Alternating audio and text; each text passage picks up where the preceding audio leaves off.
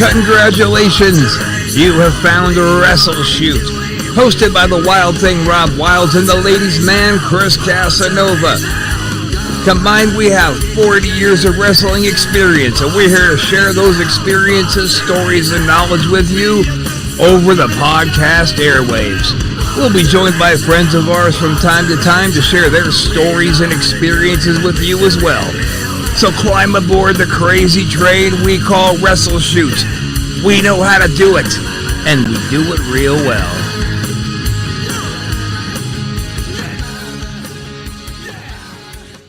Ooh, here we are, baby. Welcome back to another episode of WrestleShoot.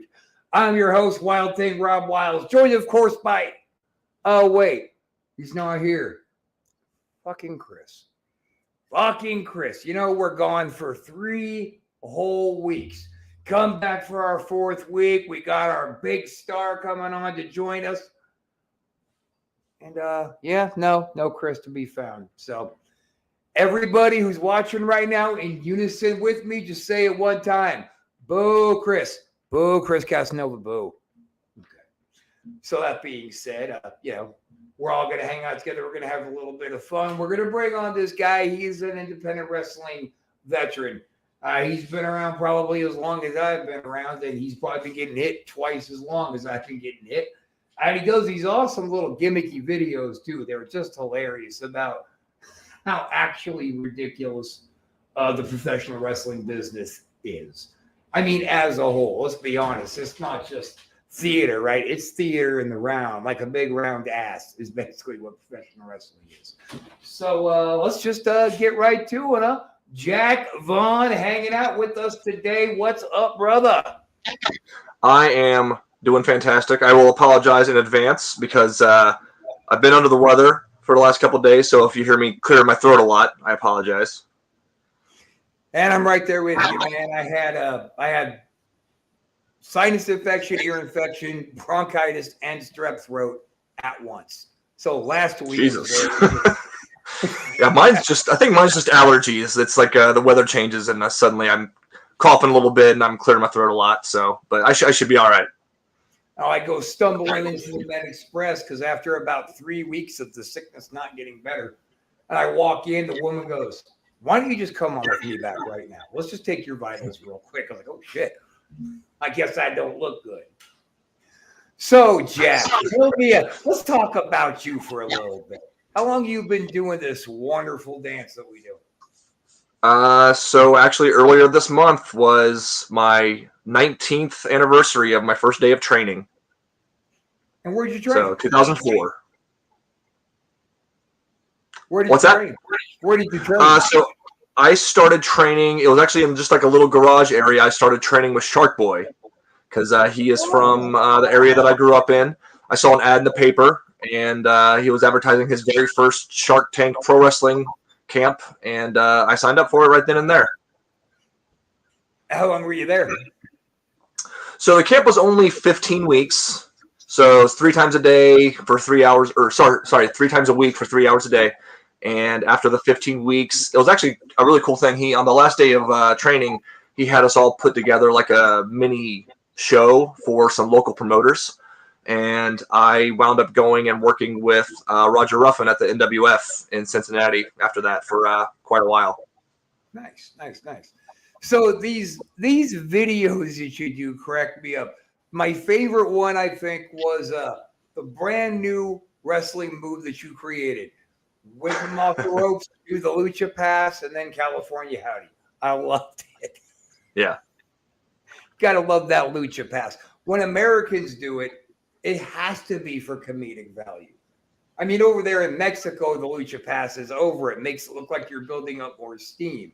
I feel like the Lucha Pass in this country, from us anyway, maybe just the way that we work, just looks awkward. It looks like when you do the Lucha Pass, for the most part, they've made a mistake and they're trying to get back off on the next exit, come around and catch it again. Yeah, and listen, there's a lot of guys that are obviously very influenced by the lucha style, and that's perfectly fine. The Lucha Pass, though, with an American style, I hate when things look like spots, and doing that just looks like a spot. So doing it in an American style, in an American style ring or an American style match, it doesn't fit. Yeah, it doesn't look right. You're right. Yeah, absolutely right. But for some reason, it's been gaining popularity over the last like 10 years. You've been seeing it pop up everywhere. And nobody says, when you do that, you look like you don't know what you're doing. So stop doing that. Like, what happened to those days where promoters would pull you aside and go, I want to see that shit around here anymore? You can't do it anymore because if you try to tell someone that what they're doing is wrong, then you're gonna be considered a bully, and they're going to smear campaign against you, trying to get you blackballed from the business. Yeah. I guess my attitude is, if you really got that much funk with me, you want to start running your mouth. How about me and you do a curtain jerk match and let's just handle it? There's no reason for it to go that bad. If a promoter ever pulled me aside and said, I don't think what you're doing here is working, you got to try something else. It's his show, man. I'm an actor on his production. So you're the director. We'll do it your way. But then back when I first was breaking in, that was back in the days when most promoters were old shooters. So they would just smack the shit out you in the back. Yeah, and that's funny because a lot of promoters today were never wrestlers to begin with. Yeah. Never had a match, never did anything like that. They never got trained. They just a lot of especially some of the bigger indie promotions that I know of are just guys that had some money and wanted to play wrestling company. Right. And that's the thing, is they play company. They don't have any psychology or intellect behind their bookings. So they're making the most mismatched, pointless, awkward matches where people are getting hurt. Mm-hmm. I mean, you could book. Sure. You're supposed to be able to work anybody in the business, right? But let's attack this from a more realistic viewpoint of not everybody can work everybody. Not all styles matter. You get a big bruiser against a little cruiserweight, there's a real good chance a little cruiser is going to get muffed up. Probably, yeah. And that's, I think, a lot of the, just going with what kind of how wrestling works today, a lot of those smaller guys have been told how everything should be equal because that's how they've been booked. So when they have matches with a guy that's my size, they want to be bumping me around. They want to have a bunch of falsies and near falls where they hit these big moves on me, and I kind of have to be a dick and be like, sorry guys, that's not going to work. Right. One of my favorite stories I love to tell is me and my partner who didn't show up today. We were in the locker room at a brand new place we'd never been. And they bring us up these two little tiny miniature little cruiserweight guys who are one of their tag teams. So first of all, the promoter goes, we're going to put them over clean. No, you're not. No, we'll put them over, and that's cool. But if you think I'm going to let this little spitfuck pin me in the middle of a ring clean, that's just bad for business. That doesn't build for any rematch. That doesn't build for any good heat. That just has me going out there and playing punk for your guy. But they pull Chris aside. They go, okay, so here's the spot we like to do. They grab one of his arms each, and they start trying to do these like ringers, but they can't figure out what the order they're supposed to be doing it is together. So one's going front, one's going back, and Chris is looking at him. And he finally rips his arms away and goes, okay, we're not going to do any of that shit you just said. You guys are just going to go out there and listen to us tonight, and we're going to put you over and you're going to look good. And if you start taking liberties on us, you're not going to go over anymore, and you're not going to look so fucking good. And that's how the wrestling business should still be. It gives authenticity to it. Yeah, I agree completely. But I guess the art of kayfabe is dead. I mean, I still try to practice it if I'm ever at a show, but nobody else does. You get guys in the main event working each other, driving up to the venue together. All the marks are in the parking lot. They jump out of a car. They're saying, come on. Can we at least pretend? Can we at least pretend that we want to let them pretend that this is real? Yeah. And I think, I always tell people when people ask me why wrestling isn't as popular as it once was, I tell them because social media killed wrestling. Like wrestlers today, like there's no mystique around the business anymore. Everybody knows, like you can follow all your favorite wrestlers on social media. You can see their day-to-day lives. You can see who they're friends with, and they'll be friends with these guys, and then you'll see them on TV wrestling each other. And it's like, okay, well, obviously, they don't actually dislike each other. So I always think like that's a weird thing for me to say because social media is pretty much the reason why I'm known right now to any degree.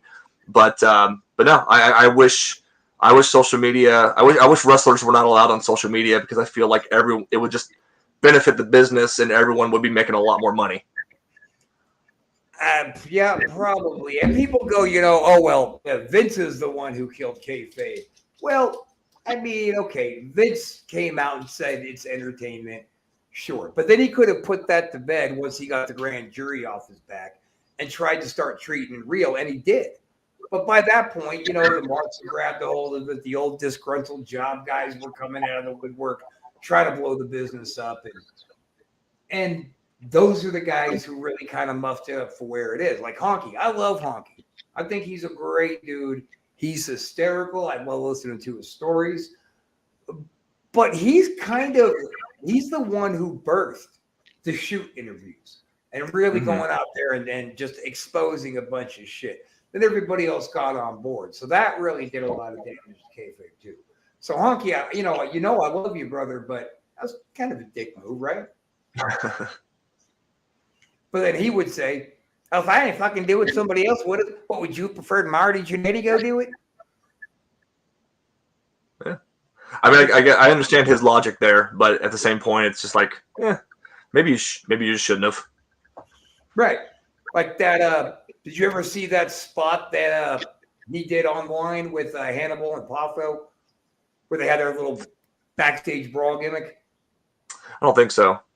You should look that up. They have a video online that Hannibal put on where Lanny Poffo comes in the back and, oh, you son of a bitch, and he slaps him in the face like twice. And then Hannibal gives Lanny this little really weak double leg, grabs him over in a little fucking, side chin lock, and he's going, settle.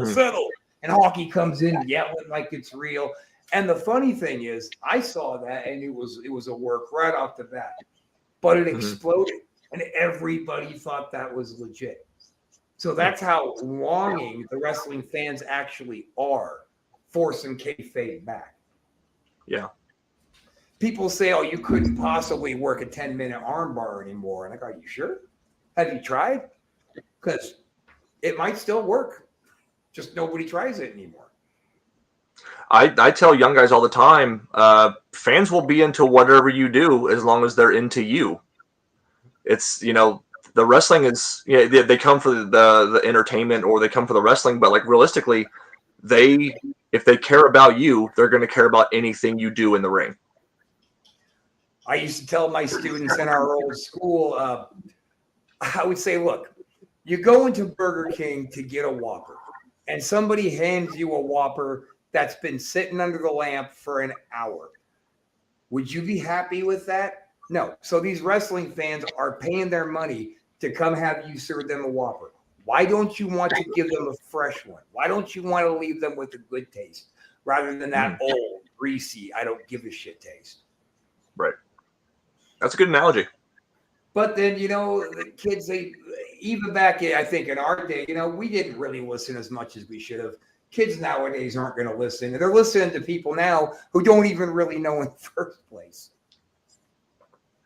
Oh yeah, I definitely wish that I would have spent more time, listening and because it's one of those things where like when I first started, for people that don't know, I'm 6'6", 250.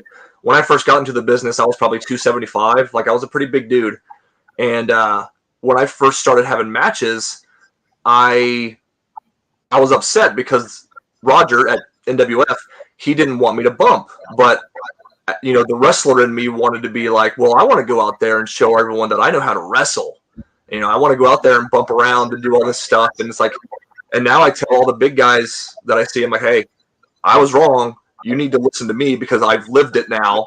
Like, you don't need to be taking all these bumps because A, it doesn't make sense, and the more you bump, the less impressive you become.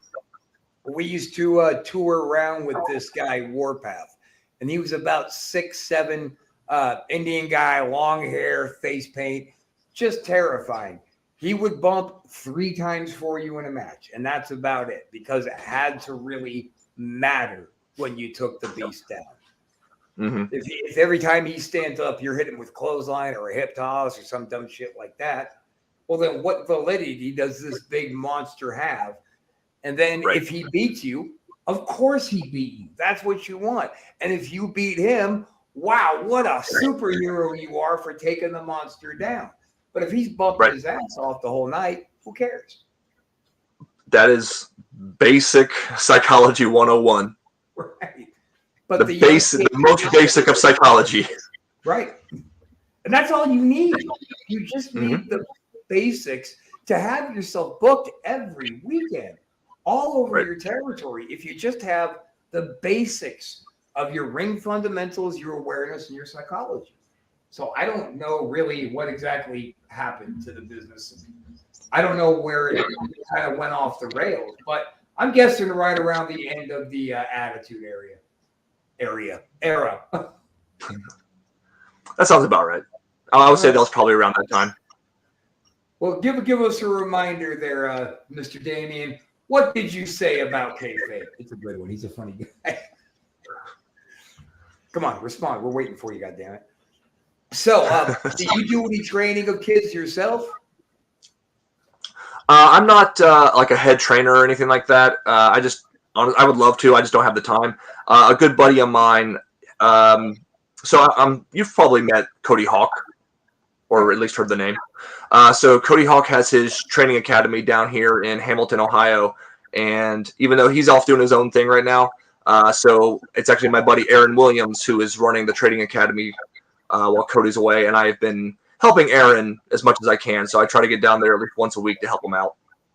Yeah, we had Cody's fiance on the show a couple times. Oh, Shauna, yeah. Yeah. All right, so here is Doug Damien's opinion on kayfabe. I saw kayfabe rummaging around in the dumpster at Taco Bell behind Howard Early. I like to say that kayfabe is being Katie Vicked right now. Dead and it's dead and still being violated. Nice. What's up, Mickey? And by the way, if anybody out there is trying to chat with us, guys, you just got to be over here on the Anti-Social Network watching. If you're watching from my profile or places, we're just not seeing your chats. So follow the link on my little homepage. Come on over here and chit-chat with us. We beg for interaction around here.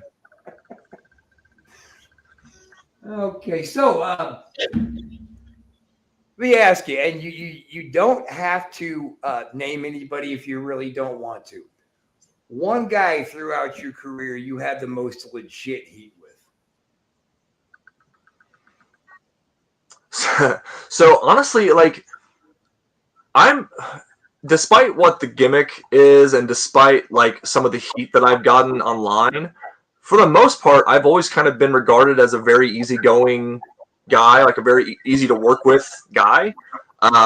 So honestly, the only heat that I've had with people was sort of shortly after I started doing the video stuff, and there were some workers who either didn't get it or they just didn't like it, and they like to talk some trash online, but I've never met them. I've never been in a locker room with them. Right. So I guess that's the most heat, but it's one of those things where all the heat is one-sided because I don't even know you guys. Yeah, I don't want to name names or anything, but yeah, that's there's probably like 3 or 4 of them, and I'm just like, what did I ever do to you? Like, I'm sorry you don't understand how gimmicks work, but it's whatever. Now, before we continue, because we've been gone for a couple weeks, I would consider myself remiss if I didn't just mention how much heat I actually have with you, Ron Shaw, you bitch-titted son of a bitch. There is something legitimately wrong with you on every level. You are still the 2023 WrestleShoot Crybaby of the Year. If I didn't want to keep talking to Jack, I would be shredded your old bitch tit having ass right now. But Ron Shaw, just so you know, I have not forgotten about you. Eventually, you're going to respond, and we're going to have a real interesting conversation, you old cunt. And let me just let you know, I'm not just a psychopath. I mean, I am. But I'm not just a psychopath. This comes from a couple buddies of mine, Monty and Pharaoh, do a wrestling show over there in Long Island. Now, they had Ron Shaw on their show, and he just proceeded to come on and immediately go absolutely psycho like he does on everybody who interviews him, screaming and insulting them and just being a general punk. Just being the kind of guy that, boy, I would have gone to fucking work back in the day. Oh, man. Anyway, I took exception to that. So I made a comment of it when we had Monty on this very program. Ron got wind of that and decided to call me and Chris a couple of foul-mouthed Long Island sanitation workers or something like that. So I'm going to make it my mission to just get all of my fans to just torment this piece of crap until he eventually comes on this very program and owns up. So there it is. Just so you don't think I'm a total psycho. I'm just a mostly psycho. But it's, it's one of those things where that's another thing that's lost. I mean, I don't know Ron, but like there's back in the day, guys would, if they had beef, they would just settle it. And guys just, especially today, they'll just go online and talk trash to you. But like these guys that have heat with me, I wish they would actually like talk to me and they would realize I'm not a dick. I'm working a gimmick, guys. No, you shouldn't ever have to say that to a wrestler. Yes, exactly.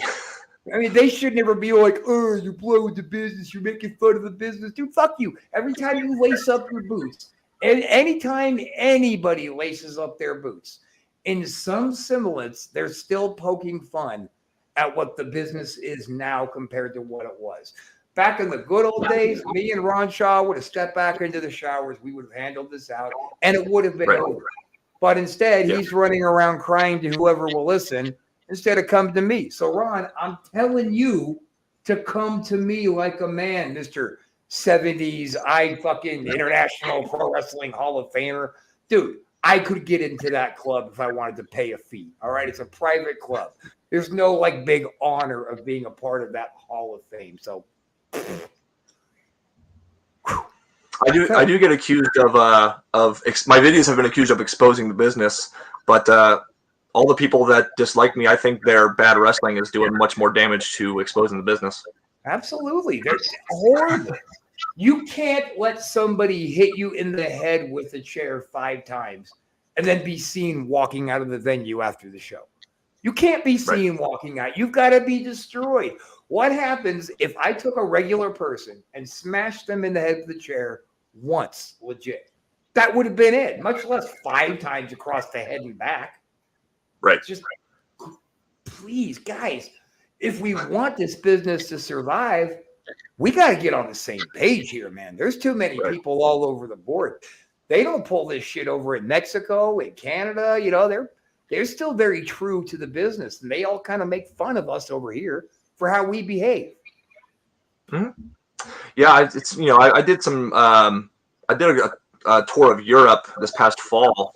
And I mean, I was only on a couple shows, but like it just seemed like over there was much more reverence for actual kayfabe and not like being seen with your opponents. And these were they were not big indie shows. They were like the size that you would see at like a normal show here in the States. But there was just so much more like, hey, you don't need to be like out in the crowd watching the rest of the show. Stay in the back. Like don't let yourself be seen by normal people. You don't need to be going to Denny's together after. Right. Seriously, get in the car and head to the next town. If you don't have a next town, go home. Go home and eat there. Please quit killing the business. Mickey, well said, sir. Pussy will never come on your show. Because you... That's a good comment. Yeah, good job. I love the creative shit that these people throw out on YouTube. But then again, last time I was on the show, Mickey tried to pick shit with me, and I told him to go fist himself. So it's all a big love fest, no matter how you look at it. All right, so I kind of want to get into like what inspired you to start pointing out the comical end for these videos of wrestling. So, do you know Brutal Bob Evans? I do not. Okay. So, Brutal Bob is a guy who has been around the business since the 90s.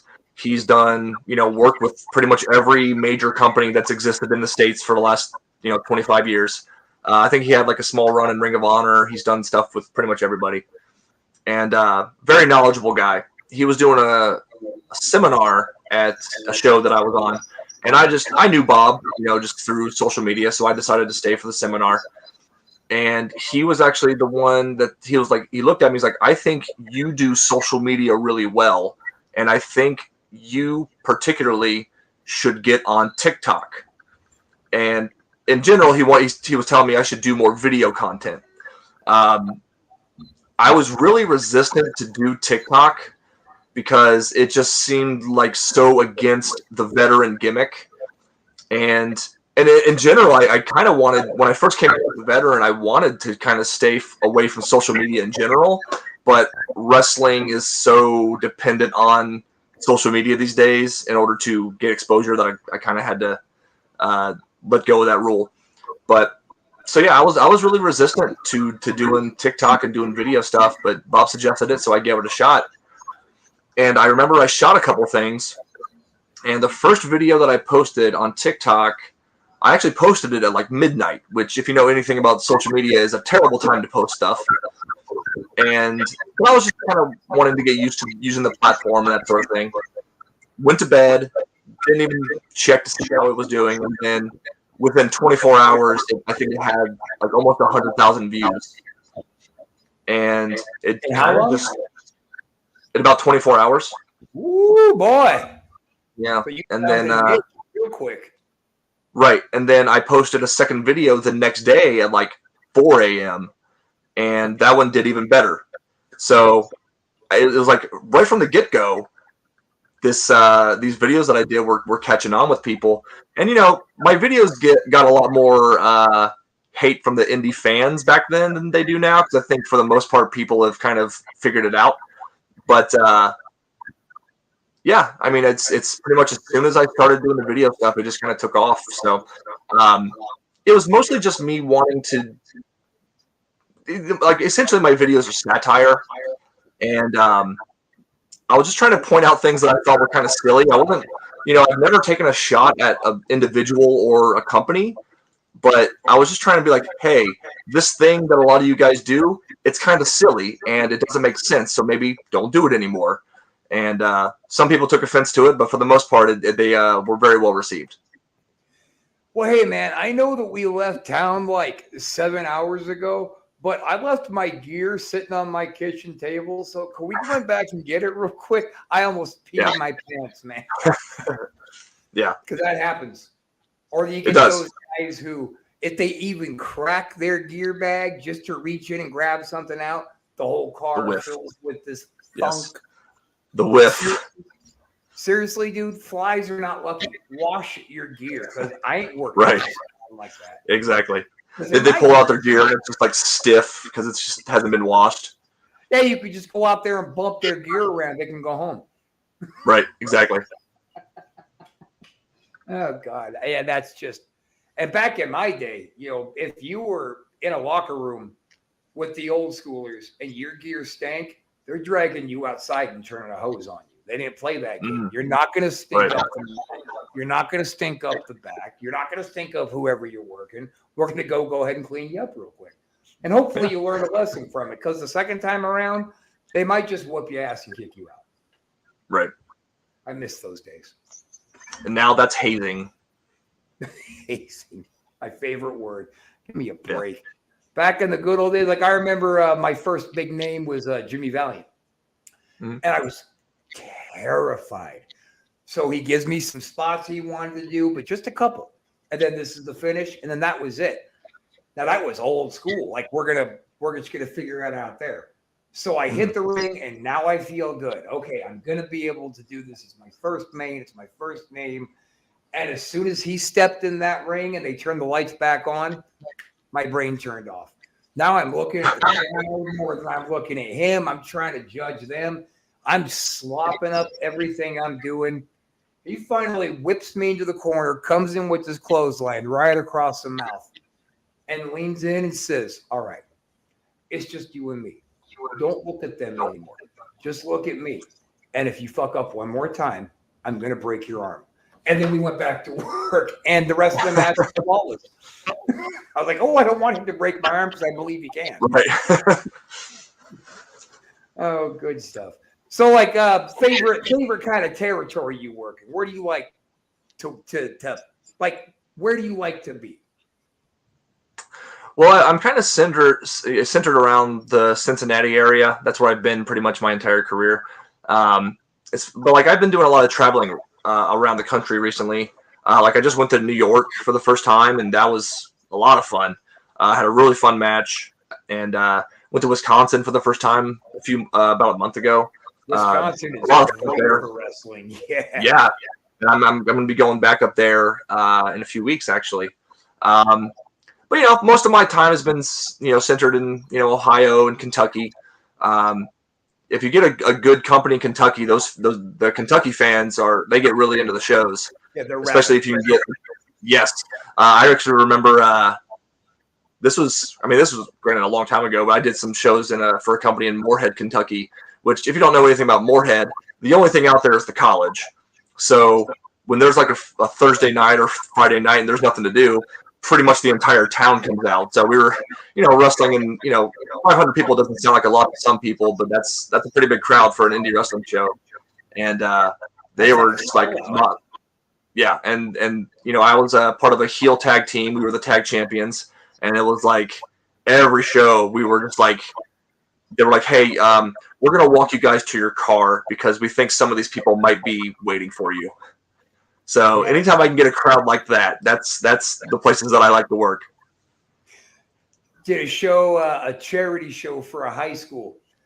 And I was working heel, and boss says, go out there and do whatever it takes besides dropping an F-bomb, because you did that last night. But do whatever it takes to get the most heel heat you can. Fundraiser show for Antioch High School wrestling team. So I went out there with a couple of signs, and I walked out and I held up a sign that said, Antioch High School wrestling team sucks. Threw it down.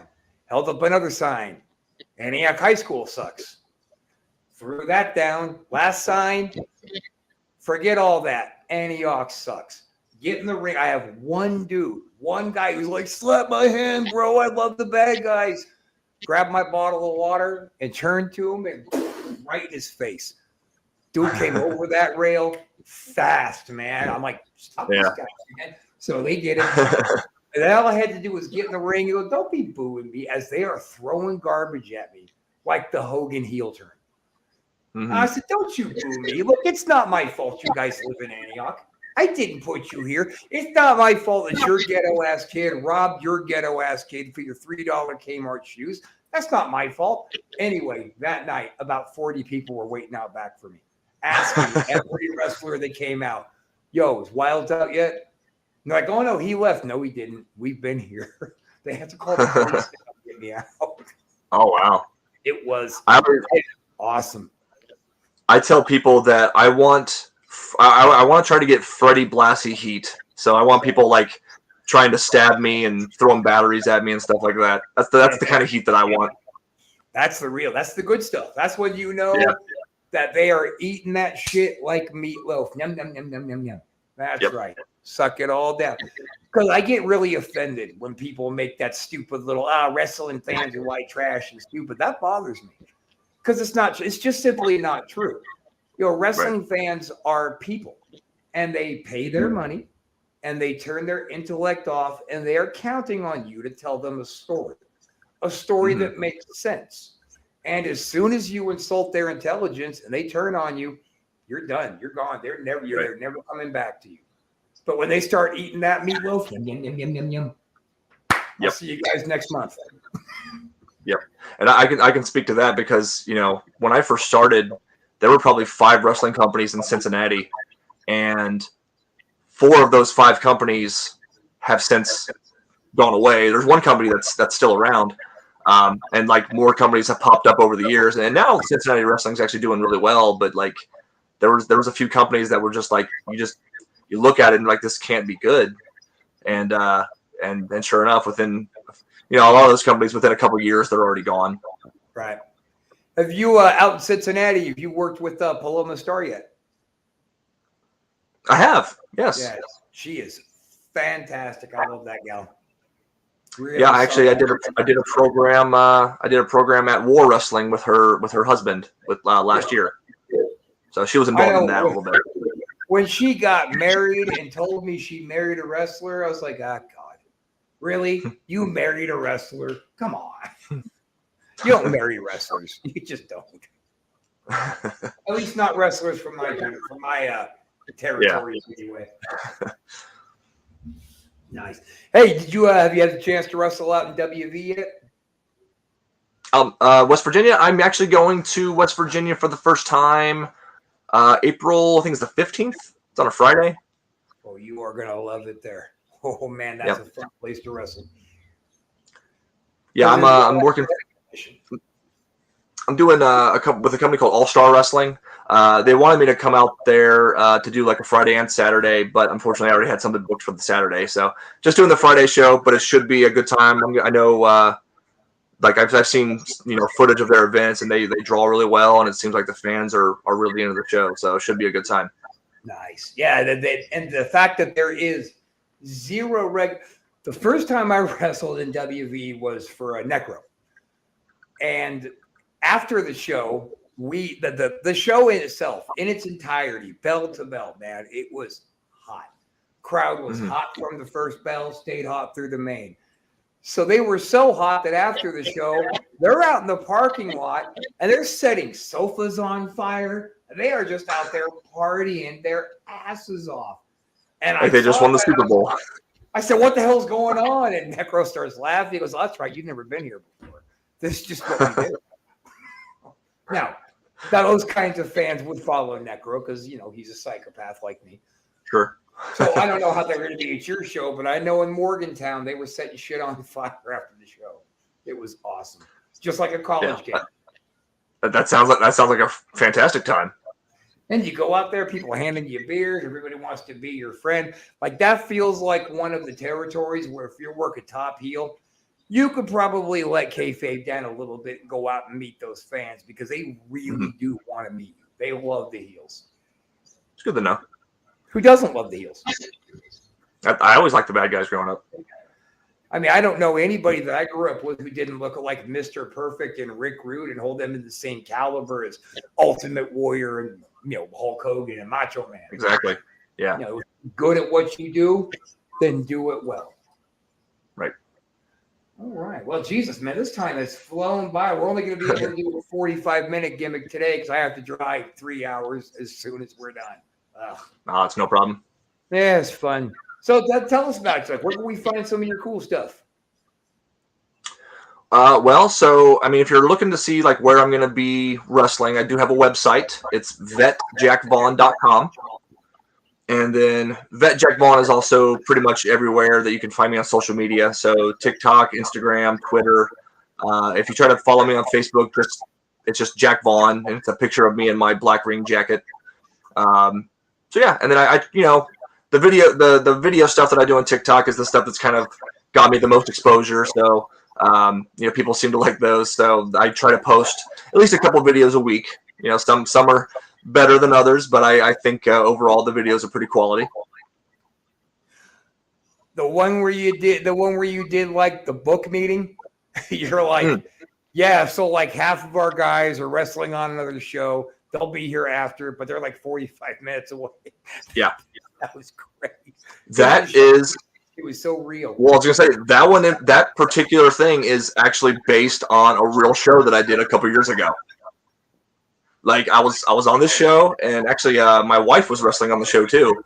And she was like, her match got changed like 5 times because it was like, okay, well, it's supposed to be a 4-way, but one of the girls can't be here till after intermission.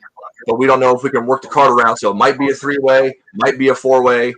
Luckily, my match was never in jeopardy, but it really was like, half the card is wrestling on the show 30 minutes up the road. They're not going to be here until after intermission. And I'm like, that's not cool. Like, they could have told you this before that, like before the show's like getting ready to open doors. Like, so that was pretty bad. The only time I've ever seen that happen is when another promoter has heat with whoever they're running against and offers a significant amount more for them to show up late to the other guy, which is just.